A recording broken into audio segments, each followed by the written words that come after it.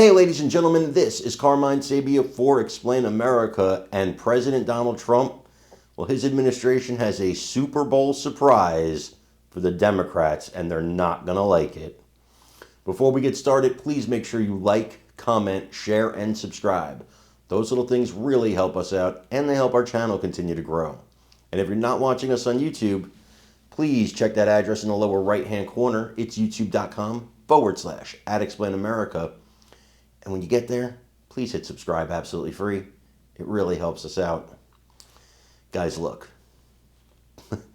Trump, he's always one step ahead, and that's why I love his teaming with Elon Musk, who's also always one step ahead. These guys thrive on the haters, which is, I think, why I respect them so much. If you guys follow me on other social media or even here on YouTube, you'll see there's often a lot of haters that attack me and call me names and this and that, and I love it. And I've had friends of mine be like, how can you deal with that? Because I love it. It fuels me.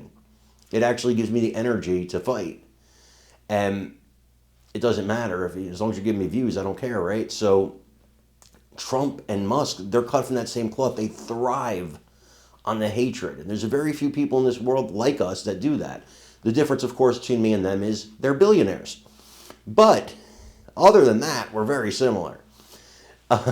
But to thrive on people being angry at you because you're doing the right thing and they're angry about that, you're exposing evil and you're making evil angry, that's a good feeling. Well, Elon Musk, he's not shy about putting his money where his mouth is. This weekend at the Super Bowl, it's been reported that he's going to spend $40 million to run 5 Super Bowl ads, and the Super Bowl ads are very simple. Just going to be a running list of the garbage that Doge has already found out, the Department of Government Efficiency has already found out your tax dollars have been wasted on. And you, because you're watching me here, you probably already know about a lot of it. Because I'm not the only person you watch, right? You must watch a lot of things where you're actually getting the truth told to you, like Fox News. But a lot of the country that's watching the Super Bowl, they don't know what we know. And this is going to be their first look at it and this holy cow moment they're going to have. So I want you to watch some of the stuff they've already discovered. And then let me know what you think about this idea in the comments. We'll win this in the courts. Yeah, well, we've had whistleblowers and former employees step forward finally. I mean, this agency, even senators and congressmen who fund this agency couldn't get inside to see what they were doing. It was insane. Now we're hearing from some former USAID workers. Here's what one said. He said, sometime during the Clinton administration, USAID began to promote radical social agendas such as population control. Under President Barack Obama, LGBTQ and climate ideologies were added. President Joe Biden topped it off with transgenderism.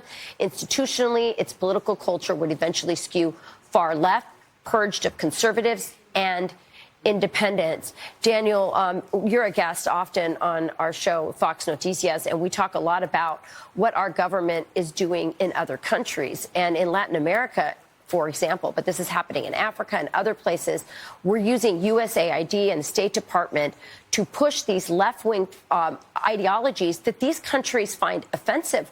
It's actually hurting our relationship with these countries, isn't it?